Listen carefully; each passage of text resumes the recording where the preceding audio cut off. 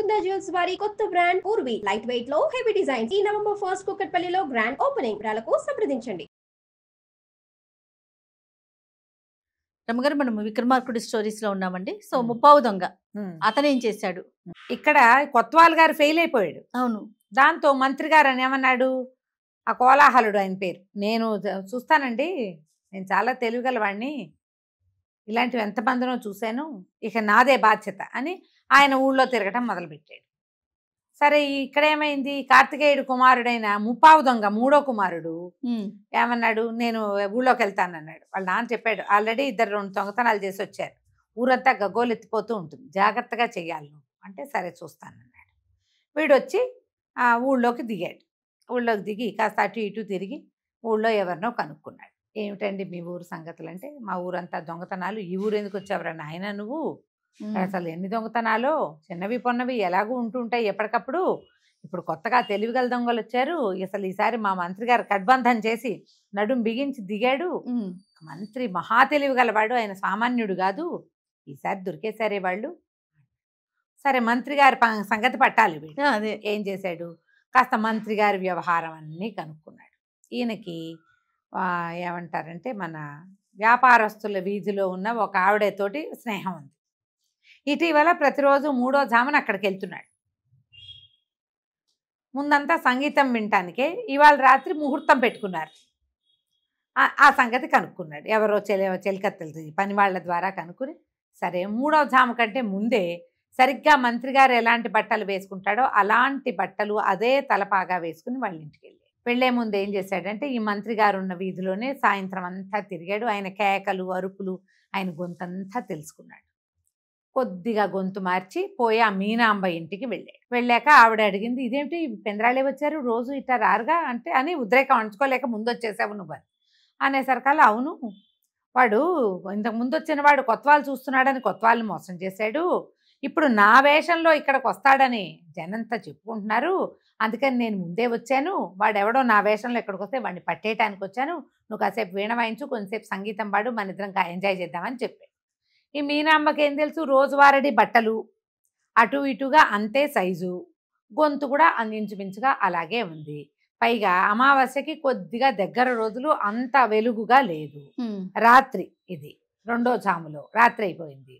సరే ఆవిడ లోపలికి పోయింది, వీణ వాయించింది, అది ఇది అయ్యింది. 3వ జాము సమీపిస్తుండగా ఈవిడ వీణ సందట్లో గమనించలేదు, కానీ వీడు దొంగ కదా, ముప్పావు దొంగ, వీడు చెవి బయటకే ఉంది, గుర్రాలు కానీ రథం కానీ వస్తున్న శబ్దం వస్తోందేమోనని గుర్ర బండి ఒకటి వచ్చింది. ఊళ్ళో అంతా గుర్ర బళ్ళు తిరుగుతూనే ఉన్నాయి. ఆ సందులో ఈ అమ్మాయిల కోసం వచ్చే ఎంతమందో వస్తున్నారు. ఓకే, కరెక్ట్గా ఈ ఇంటి ముందు గుర్ర బండి ఆగింది. చూసుకున్నాడు. చూసుకుని, మీనాంబ చాలా దాహంగా ఉంది, నువ్వు లోపలికి వెళ్ళి కొంచెం మంచి మజ్జిగ కలుపుకురా అని ఈ వీణ వాయిస్తున్న మీనాంబని లేవదీసి లోపలికి పంపించాడు.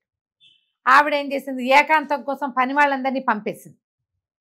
ఇప్పటికి వారం రోజులుగా మంత్రి గారు ఒట్టిగా సంగీతమే వింటున్నాడు, ఇవాళ ఆవిడతో స్పెండ్ చేయాలనుకున్నాడు, ఏకాంతంగా ఉండాలనుకున్నాడు, పని వాళ్ళని పంపించేసింది. మజ్జిగది ఏంటంటే తెచ్చేందుకు ఎవరు లేరు, అవన్నీ కనుక్కున్నాడు వీడు, మనవాడు ముప్పావు దొంగ. ఈవిడ వంట ఇంట్లోకి వెళ్ళిపోయింది. వెళ్ళంగానే వీడు కప్పుకొని వీధి వాకిల వైపుకి వెళ్ళి తలుపు ఓరగా తీశాడు. తలుపు తీసుండేసరికల్లా ఆ మంత్రి గారు బండి దిగాడు. ఆయన కూడా ఏకాంతం కోసం స్వయంగా తోలుకొచ్చాడు బండి. ఎవరు లేరు బండిలో, ఆయన ఒకడే వచ్చేసాడు. లోపలికి వచ్చి ఏమిటి తలుపు అప్పుడే తీసావు, నా కోసం వేచి ఉన్నావా అని కబుర్లు చెప్పబోతూ లోపలికి వచ్చాడు. రాగానే ఈ లోపలను ముప్పావు దొంగ ఆయన్ని వంగ తీసి దబా దబా బాధేశాడు. బాధేసేసి ఆయన ఉత్తరం పెట్టి నోరు కట్టేసి ఎరా నన్ను మోసం చేద్దామనుకున్నావా, నేను లేనప్పుడు మా ఇంటికి వద్దామనుకున్నావా, అట్లా 4-5 మాటలు మాట్లాడాడు. ఈయన తేరుకుని నేనే మంత్రిని అనే లోపలే చితక పొడిచేసి మూతికి గుడ్డ కట్టేశాడు. ఆ వాకిలు తీయటానికి ముందుగా హాలు ఒక రవ్వ చీకటిగా ఉంది. ఈయనేమో ఈ వీణ వాద్యానికి మధ్య గదుల్లో ఉన్నాడు.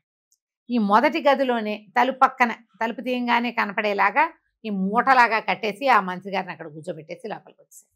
5 నిమిషాల్లో జరిగిపోయింది. ఆవిడ లోపలికి వెళ్ళి కాస్త మజ్జిగిట్ట చిలికి చెంబులో కాస్తంత ఉప్పు పంచదార వేసి ఆమె తెచ్చేసరికి ఈ పని అయిపోయింది. ఆ మజ్జిగ తాగాడు. అక్కడి నుంచి ఆమెను దగ్గరికి తీసుకుని లోపల గదిలోకి తీసుకెళ్ళిపోయాడు. ఇద్దరు కలిసి చాలాసేపు గడిపిన తర్వాత ఏమన్నాడు, మీనాంబ స్నానం చేయాలనుంది నాకు అంటే, ఏముంది పెరట్లో గోలెంలో నీళ్లున్నాయి, స్నానం చేసిరంటాను.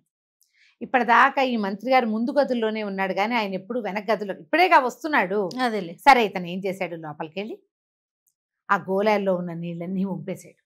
ఆ వెనక పెరట్లోకి వెళ్ళి కేకలు పెట్టాడు, మీనాంబ నీళ్ళు ఒక్క చుక్క నీళ్లు లేవు, స్నానం చేద్దామంటే అని కేకలు పెట్టాడు. ఆవిడని పనివాళ్ళు లేరు, ఎవరు లేరు. ఆవిడ ఏం చేసింది, ఈ నిద్రలో అధాటును లేచింది కదా, చేతికి అందిన చీర మాత్రం చుట్టపెట్టుకుని చటుక్కను బయటికి వెళ్ళింది. వెళ్ళి చూసేసరికల్లా ఏముంది, ఆయన నుంచుని ఉన్నాడు, నీళ్లు లేవు. సరే ఏముందండి, నది మనకి ఇంటి వెనకాలే ఉంది, దాన్ని ఏతం పెట్టి తోడుకోవచ్చు. ఈ ప్రతి ఇంటికి ఏం చేస్తారంటే ఈ పిట్టగోడల పక్కన కొంచెం పారే ఏరు అలాంటివి ఏమైనా ఉన్నాయనుకో, ఏతామని ఒక తాట, మన దాన్ని ఏమంటారంటే వెదురుతోటో తాటాకుతోటో బుట్టల్లాగా అల్లుతారు. ఈ బుట్టని అటు నీళ్ళల్లోకి వేసి ఇప్పుడు మన బావి చేదినట్టే ఏతానవతటం ఇట్లా ఇట్లా అనాలన్నమాట, అంటే వస్తుంది. ఆ గట్టెక్కి ఏతం తోడుకోవాలి. ఈ అమ్మాయి ఏమంది, నేను గట్టెక్కి తోడతాను, పోసుకుందరు కానీ నీళ్ళని గట్టెక్కింది. గట్టెక్కేసరికల్లా ఈ చీకటి మాటన ఆవిడ అరకొరగా ఒక చీర అలాగా చుట్టు పెట్టుకుని వచ్చింది. ఈ చేతులతో విస్సురుగా పనిచేసి 4-5 సార్లు ఆ నీళ్లు తోడేసరికల్లా ఆ నీళ్ళు ఎత్తి పోసుకున్నాడు మన ముప్పావు దొంగ. ఆవిడ గట్టు మీదే నుంచుంది. చటుకుని పెద్ద గాలి వచ్చి ఈవిడ చీర ఒంటి మీద నుంచి జారి ఆ నీళ్ళల్లో పడిపోయి ఖాళీగా నుంచుంది. అయ్యో, నుంచునేసరికల్లా ఈ ముప్పావు దొంగ నాడు, అయ్యో నీ చీర పడిపోయిందా, నేను లోపలికి వెళ్ళి నీ చీర పట్టుకొస్తాను, నువ్వు అక్కడే నుంచో అని ఆ గట్టు మీదే ఆమెను నుంచోబెట్టి లోపలికి వచ్చాడు. లోపలికి వచ్చి ఇక అమ్మాయి నగ నట్ర మొత్తం ఆ లోపల ఉన్నవన్నీ సర్దేశాడు. మంత్రి గారిని చిత్త కొట్టాడుగా, ఆయన మెడలో ఉన్నవి చెవులు కొన్నవి తీసేశాడు. ఈ అమ్మాయి ఈతనితో పాటు శయనించే ముందు నగ నట్ర తీసి యువతలు పెట్టింది కొన్ని, అవన్నీ పుచ్చేసుకున్నాడు. మొత్తం కలిపి అక్కడ ఉన్న పట్టుబట్టలు మంత్రి గారి బట్టలతో సహా మూట కట్టుకుని జంపు. తెల్లవారింది. మంత్రి గారి ఇంటి దగ్గర మంత్రి గారు ఏరి కబురొచ్చింది, చూసుకున్నారు. సుప్రభాత సేవ వేళకి ఆయన వచ్చేయాలి, కనపడలేదు. ఏరా ఏమిరా అంటే 3వ జామున ఎక్కడికో వెళ్ళారండి అన్నారు. అనగానే సైనికులు 5-6 మరి పొద్దున్నే రాలేదేంటి, ఆయన తీసుకురావడానికి సైనికులు వచ్చారు. వాకిట్లో బండి ఉంది, ఎవరు మనుషులు లేరు. ఈ లోపల ఏమైంది, తెల్లవారిందిగా. మీనాంబకి ఇంటికి రోజువారీ పొద్దున్నే వచ్చేవాళ్ళు వస్తారు, పనిచేసేవాళ్ళు, ఇరుగు పొరుగు ఎవరో ఉంటారా. అందరూ చూస్తే ఏముంది, బయట బండి బయటే ఉంది, తలుపు కొంచెం ఓరగా తెరిచున్నట్టు కనపడింది. పొద్దున్నే ఓరగా ఎటే తెరిచి ఉంటుంది, తలుపు కొట్టాలి. వీళ్ళు తలుపు మీద చెయ్యేసేసరికి తలుపు ఏమో తెరుచుకుపోయింది. మంత్రి గారు ముద్దలాగా చుట్టబడి అక్కడ ఉన్నాడు. నిర్ఘాంతపోయారు, ఇదేమిట్రా అని. ఆ మంత్రిని లేవదీశారు. ఇల్లంతా ఏదో ఖాళీగా ఉన్నట్టు అనిపించింది. మీనాంబేది లోపలికి వెతికి వెళ్తే అన్ని గదులు చూశాక కనపడలేదు. ఊరికే ఎవరితో ఒక పక్కింటి ఫ్రెండు, ఏమిటి ఎక్కడిపోయింది, వంటిటో ఉందా పెరటో ఉందా అని పెరట్లోకి వెళ్ళేసరికల్లా ఏముంది, అప్పుడే తెల్లవారింది. ఒంటి మీద ఏమీ లేకుండా నుంచునుంది ఆ గోడ మీద. అక్కడే ఉంది. అక్కడే చీర తెస్తానన్నాడు కదా, అక్కడే కూర్చునుంది. ఆ కేకలేసింది, అదేమిటే బట్టలు లేవంటే, మంత్రి గారు వెళ్ళారు బట్టలు తేవడానికి అంటుంది. ఏ మంత్రి, నీ బొంద ఆయన ఇట్లా కట్టేస్తున్నాడు. అక్కడి నుంచి లోపల నుంచి ఏదో చీర పుచ్చుకొచ్చారు, చుట్టపెట్టారు, ఆవిడని దింపారు. ఏం జరిగింది అంటే, మంత్రి గారు తన్నులు తిన్నాడు, ఈవిడ ఆయనతో మోహపరవశంలో కొంత సమయం గడిపింది. నగలేదు, నటరలేదు, గోవింద. ఊరంతా అలా గొల్లుమని పోయింది. మంత్రిని కూడా ముంచాడే వాడెవడో. ఇప్పుడు వీడు వేరేవాడా ఏమిటో తెలీదు. ఈ వచ్చిన వాడిని ఆ అమ్మాయి చీకట్లో చూసింది కానీ వాడిని వర్ణించలేదు. ఒడ్డు పొడుగు మంత్రి గారు అంటున్నాడు. మంత్రి గారు కూడా ముసలే ఆయన కాదు, 30 ఏళ్ళు ఆయన. వీడు అంతే వయసు, చీకటి, పైగా వ్యామోహము మోహము. ఆవిడేం చూసింది, ఇందులో బాగా చూడబడిన వాడెవడు, ఒకడు కొత్తవాళ్ళ గారు అల్లుడు. అక్కడి నుంచి ముందొచ్చిన పావు దొంగ, అతన్ని ఇద్దరు చూశారు. అతన్ని మంగళాయన చూసి గడ్డం గీశాడు, బట్టల షాప్ చూశాడు. మంగళతని చెప్పాడు వాడికి 23 ఏళ్ళు ఉంటాయి, అంతకంటే లేదు, లేత గడ్డం. కొత్తవాళ్ళ గారి ఇంటికి వచ్చిన వాడు కొంచెం గడిదీరున్నాడు, కండలు తిరుగున్నాడు కదా. సో వీడు కొంచెం చిన్నపిల్లాడు, వాడు కొంచెం పెద్దవాడు. ఇప్పుడు చేసిన ఈ క్రియ అంతా చూస్తే ఇంకా పెద్దవాడు అనమాట వాడెవడో. ముగ్గురు ఒకళ్ళైనా వేరువేరా, ఒకళ్ళే అవడానికి అవకాశం లేదు. వీడు చిన్నవాడు, మొదట వచ్చినవాడు, వాడైతే డెఫినెట్గా ఈ పని చేయాలి. ఇలా మాట్లాడుకున్నారు. ఊరంతా తెలిసి గందరగోళం అయిపోయింది. రాజుగారు అన్నారు, చిచ్చే మీ అందరి వల్ల కాదు, ఈసారి నేనే దిగుతాను. ఈ ముప్పావు దొంగ కూడా ఇంటికి వెళ్ళిపోయాడు. మంత్రి గారి బట్టలు పాతలు నగలు నాణ్యాలు అన్నీ చూపించాడు. నాన్నకి చాలా సంతోషించాడు. ఆయన సంతోషించి, సరే ఇప్పుడు నీ సంగతి ప్రూవ్ చేసుకోమని పెద్ద కొడుకుని ఒప్పించాడు. ఏమిటి వాడి పేరు, నిండు దొంగ. ముప్పావు అర పావు అయినాయి, ఇప్పుడు నిండు దొంగని పంపారు. ఈ నిండు దొంగ ఊళ్ళోకి వస్తే ఊరంతా అల్లకల్లోలంగా ఉంది. ఎవ్వరు ఎవరితోటి మాట్లాడడానికి నమ్మడానికి ఇష్టపట్టాల. విషయం తెలుసుకుని సరే రాజుగారు దిగుతాడని ఏం చేశాడు, ఊళ్ళోకి వెళ్ళి 2-4 కంబళ్ళు, ఆకు, సున్నం, వక్కలు, తమ కిళ్ళీలు వేసుకోవడానికి సరిపడా మంచి సామగ్రి అంతా పుచ్చుకుని ఊరి మొగదల్లో అంటే ఏమన్నా పొలిమేరల్లో ఒక టెంట్ లాగా వేసుకుని ఈ కంబళి పరిచి ఆకులు, సున్నం, వక్క, ఆ తర్వాత ఏమో ఈ కొంచెం గుల్కందు లాంటివి కొన్ని సుగంధ ద్రవ్యాలు పరుచుకుని కూర్చున్నాడు. దీపం వెలిగించి పెట్టాడు. రాజుగారు సైనికులతో సహా మొత్తం ఊరంతా పహరా తిరుగుతున్నాడు. కొంతమంది సైనికులు, రాజు తిరుగుతుంటే సరే ఈ ఊరి చివరికి వచ్చేసరికల్లా ఒక డేరా లాగా కనపడుతోంది, అందులో దీపం ఉంది. రాజు ఆశ్చర్యపోయాడు, అవురా ఎవడు వీడు, ఏమిట్రా అని ఆలోచించి సైనికులతో సహా వచ్చాడు. ఎవరో నువ్వు ఏమిటంటే, అయ్యో నేను ఒక సెట్టినండి, అస్సలు మా ఇంట్లో గతి గడవట్లేదు. అయితే మన ఊళ్ళో దొంగలు పడ్డారు కదండి, దొంగలు ఎవరైనా సరే ఊరు పొలిమేరల్లోకి రాకుండా ఎట్టా ఉంటారు, వాళ్ళు ఎలాగూ ఇంత చోట సంపాదించుకొని వస్తారు కదా. కాబట్టి నా ప్లాన్ ఏంటంటే ఇక్కడ ఏముంది, ఆకు ఒక ఎవడైనా రాత్రిపూట మెలకుగా ఉండాలంటే ఏదో ఒకటి నవలాలి. దొంగ అన్నవాడు రాత్రిళ్లే కదా వచ్చేది, కాబట్టి వీడు రాత్రిపూట వస్తాడు, వాడి నోట్లో వేసుకునే సాధనం కావాలి కాబట్టి ఆకు బక్క అన్ని పెట్టు కూర్చున్నానండి, కొంచెం ఎక్కువ రేటుకి అమ్ముకుంటాను, ఊళ్ళో నేను ఇదే వ్యాపారం చేస్తాను అనగానే రాజు ఆశ్చర్యపడి, ఏమిటి దొంగలు వస్తారంటావన్నాడు. రాకేం చేస్తారండి, ఊళ్ళోకి రావాలి, ఊళ్ళో నుంచి బయటికి వెళ్ళాలి. దొంగలు అన్నవాళ్ళు రాత్రిపూటే చేస్తారు, మామూలు వాళ్ళు ఎవడు తిరుగుతాడు రాత్రిపూట కదా అనేసరికి ఇందులో ఒక పాయింట్ కనపడింది రాజుకి. ఈ ఐడియా బాగుందో, వాళ్ళు రాగానే మాకు చెప్తావా అన్నాడు. అనేసరికి అతను అన్నాడు, నిండు దొంగ, నేను చెప్పడం ఎందుకండి బలివారు, మీరు ఒక పని చేయండి, మన సైనికులందరినీ దూరంగా ఉన్న చెట్ల చాటున ఉండమనండి, మీరు కేకేసినప్పుడు వచ్చేలాగా సంకేతం పెట్టుకోండి అని చెప్పాడు. చెప్పగానే ఈయనన్నాడు, ఈ ఐడియా బాగుంది, అరే మీరందరూ చెట్ల చాటున ఉంచోండి, కేకేసినప్పుడు వద్దురుగా, ఓకే నా ఈల కోసం నేను విజిల్ వేయటం కోసం వెయిట్ చేయండి అనగానే మొత్తం గుంపంతా పోయారు. రాజుగారు మిగిలాడు. ఈ మన నిండు దొంగ అన్నాడు, మీరు ఒక పని చేయండి, మీ నగలు, నాణ్యాలు, కత్తి, కటారు అన్నీ తీసి నా చేతికి ఇచ్చేయండి, మీరు ఇక్కడ సంచిలో ఉండండి, సంచిలో దాక్కోండి, సంచి ఉన్నట్టు కనపడుతుంది, మీరున్నట్టు తెలీదు, లేకపోతే దూరంగానే మీ బట్టలు, నగలు అన్నీ మెరుస్తూ ఉంటాయి, వాడు వెళ్ళిపోతాడు, పారిపోతారు, వెళ్ళిపోతారు, దొంగలు లోపలికి రారు, ఎవ్వరు లేరు అంటే ఆ ఇక్కడ ఉన్న సామాన్లతో పాటు మీరు ఒక మూటగా ఉంటారు. ఏమంటారంటే రాజుకి ఇది కూడా నచ్చి బాగానే ఉందని ఆయన ఏం చేశాడు, తనది పెద్ద ఖడ్గం ఉంటుందిగా, రాచ ఖడ్గం, అది వీడి చేతిలో పెట్టి ఉంగరం తీసి అన్నీ పెట్టేసేసి తను సంచిలో దూరి కూర్చున్నాడు. శభాష్. మనవాడు ఏం చేశాడు, సంచి చక్కగా గట్టిగా మూట కట్టేసి రాజుగారి కత్తి, కటారు పుచ్చుకొని వెళ్ళిపోయాడు. రాజుగారి కత్తి, ఉంగరం, ఇంకేముంది, రాజమర్యాద అంతా పోయినట్టే. అక్కడి నుంచి ఏమైంది, ఎంతసేపటికి విజిల్ రాదు, రాజుగారు ఏమి ఏలేడు, రాజుగారు గింజుకుంటున్నాడు, బస్తాలో ఊపిరాటం లేదు, విసుగు పుట్టేస్తోంది, ఎవడు రాడు, ఎవడు లేడు ఇక్కడ. వాడు వెళ్ళిపోయిన సంగతి కూడా ఆయనకు అర్థం కాల. వాడు ఏం చేశాడు, రాజుగారు మూటలో కూర్చోగానే కట్టేశాడా, అడి తిప్పేసాడు. ఈ బయటికి వెళ్ళిపోతున్నది కూడా రాజు చూడలా, ఎంతసేపు చూసినా ఏమీ అవ్వదు. ఈ లోపల పహరాకు వచ్చిన ఇంకొక బ్యాచ్ వస్తుందిగా, జనరల్గా ఏమిటి, ఇటు వచ్చిన బ్యాచ్ వెళ్ళిపోవాలి, మళ్ళీ ఇంకో బ్యాచ్ వస్తుంది, ఆ ఇంకో బ్యాచ్ వాళ్ళు వచ్చేసరికి ఈ చెట్ల చాట్లు ఉన్న వాళ్ళు రాజుగారి వేలేస్తాడు, అందుకని ఆగేమన్నారు. ఇలా లేదు, బోలా లేదు, సరే మేము చూసొస్తామని తీరా చూస్తే ఏముంది, ఆ గుడారంలో ఎవరు లేరు, సంచి ఉంది, ఏదో కదులుతోంది, ఏమిట్రా అని చూస్తే సంచి ఊడదీస్తే ఏముంది, రాజుగారు ఉన్నాడు. ఇంకేం చేస్తారు, ఇక తలకాయ సిగ్గుపడిన రాజు ఇంకేం చేస్తాడు, కత్తి పోయింది, డాలు పోయింది, అన్నీ పోయినాయని ఆయన ఇంటికి వెళ్ళిపోయాడు. ఈ కథ చెప్పింది. ఇప్పుడు ఈ వెళ్ళిపోయిన నిండు దొంగ రాజుగారి సామాన్లతో పాటు ఇంటికి వెళ్ళిపోయి వాళ్ళ నాన్న మన్నన్నకి పాత్రుడయ్యాడు పిల్లవాడు. 4 అబ్బాయిలు, మీరు బ్రహ్మాండమైన దొంగలరా, ఇక మీరు అందరికీ ట్రైనింగ్ కూడా ఇవ్వచ్చని తండ్రి శభాష్ అని వాళ్ళని రోడ్డు మీదకి పంపించేశాడు. ఇప్పుడు ఈ పయ్యది ఉందిగా మాట్లాడుతుంది పైట, ఆ పైట గుడ్డ, అదేమంది, ఓ రాజా చూడు ఎంత మంచి కథ విన్నావు, నువ్వు చెప్పు, వీళ్ళలో అందరికంటే గొప్పవాళ్ళు ఎవరు, అందరికంటే తెలివైన వాళ్ళు ఎవరు, రాజు, మంత్రి, కొత్వాలు నా, లేకపోతే నిండు దొంగ, పార దొంగ, ముప్పావు దొంగ, పావు దొంగ, అర దొంగ, వీళ్ళ అనేసరికల్లా రాజుగారు అన్నాడు, ఏముంది, దొంగతనం ఎవరైనా చేస్తారు, వీళ్ళు చూడు రాజు వాళ్ళు ఎంత తెలివిగా ప్లాన్ చేశారో పాపం, వీళ్ళే చాలా తెలివైన వాళ్ళు, చాలా ప్రయత్నాలు చేశారు వాళ్ళు అన్నాడు. అనగానే చొప్పదంట సమాధానం కదా అది, ఈ రాజకుమారి గోళ్ళు కొరుక్కుంటూ వినేస్తోంది కథ అంతా.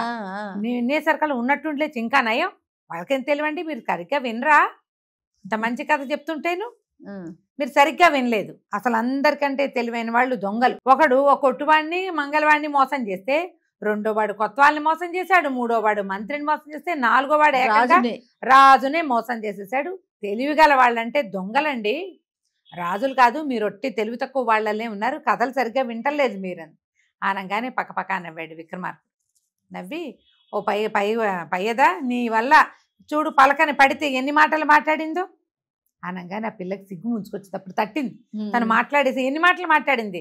అమ్మాయి మాట్లాడాల్సింది 3, ముందే ఓసారి ఒక 4 వాక్యాలు మాట్లాడేది. ఇప్పుడు ఈ మళ్ళీ మాట్లాడంగానే నా వెంటనే ఆవిడకి తెలిసిపోయింది.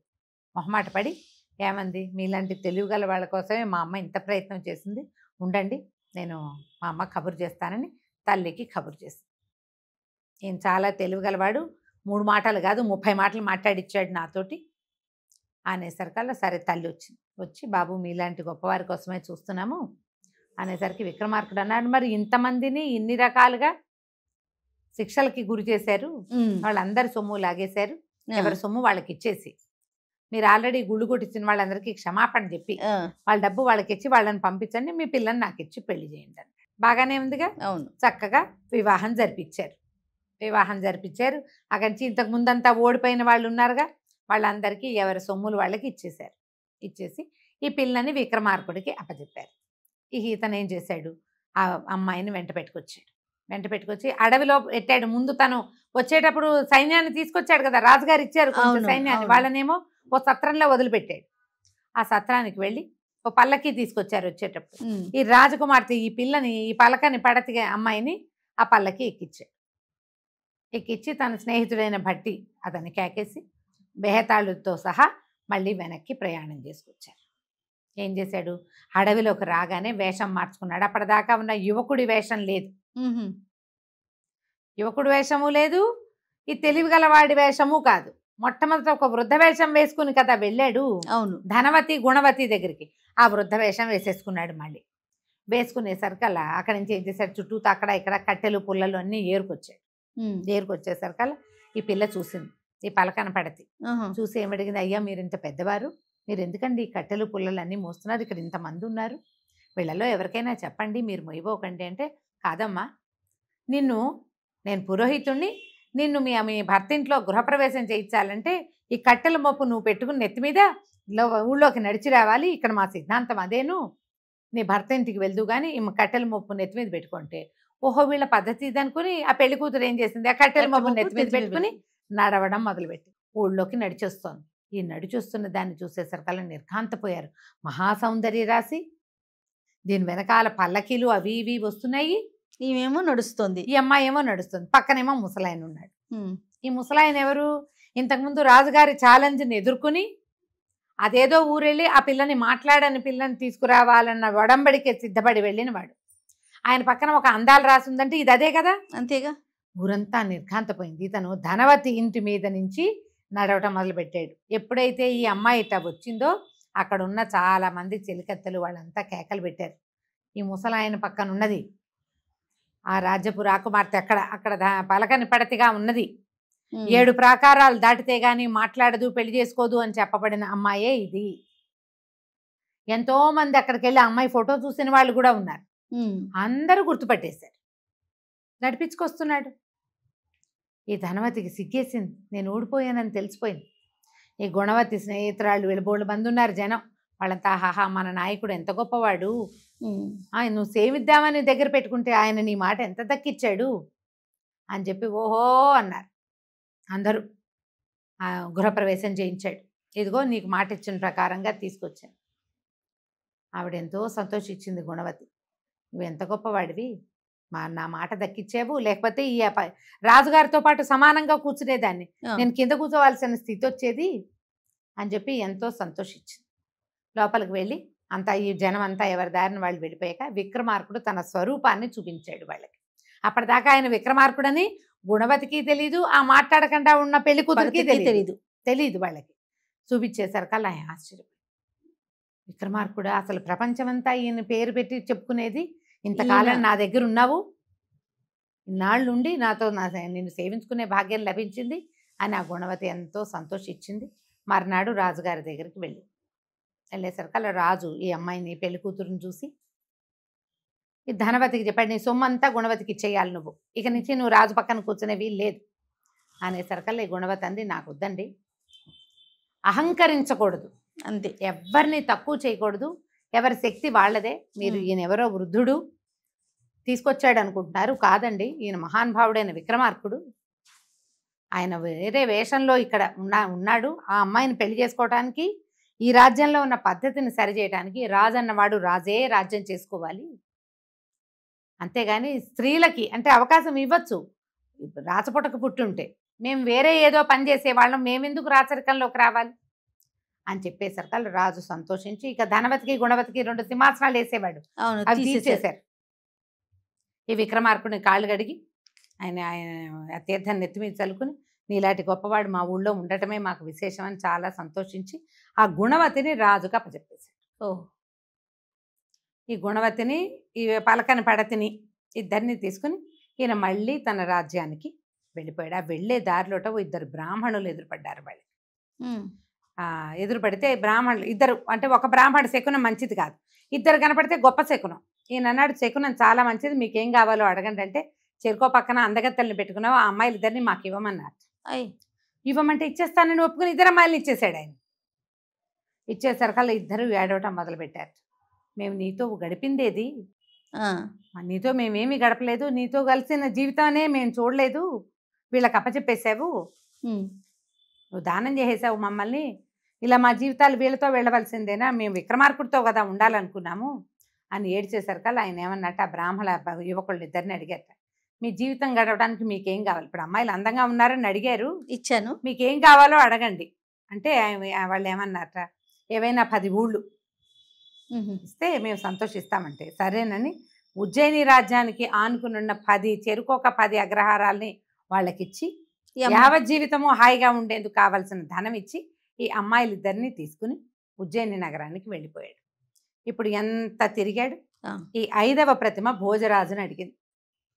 ఈయన తెలివితేటలు చూసావా, సాహసం చూడు, ఎప్పటికప్పుడు రూపం మార్చుకుని మనుషుల్ని భ్రమ పెట్టడమే కాదు వాళ్ళని దారిలో పెడతాడు. అతను అందరినీ దారిలో పెడతాడు. నువ్వు చేయగలవా, అట్లా నీ వల్ల అవుతుందా, నీ వల్ల కానప్పుడు నువ్వు ఈ సింహాసనం ఎక్కడానికి నీకు ఏ అర్హత లేదు అనగానే భోజ మహారాజు ఆ 5వ ప్రతిమకి దండం పెట్టి దిగి వెళ్ళిపోయాడు. 6వ ప్రతిమ ఏది ఎక్కాడా, మెట్టెక్కాడా, 6వ ప్రతిమ ఏమైనా చెప్పిందా మనం తర్వాయి భాగాల్లో తెలుసుకుందాం. ఖచ్చితంగా రమ్మగారు. కానీ అసలు ఎన్ని మలుపులో, కానీ గుర్తుపెట్టుకోలేని మలుపు కాదు, అర్థం కాని మలుపు కాదు. అవును, క్యారెక్టర్ నేమ్స్ అర్థమైపోతుంది, స్టోరీ కూడా చాలా బాగుంది అర్థమయ్యే విధంగా. నమస్తే రమ్మగారు. నమస్తే.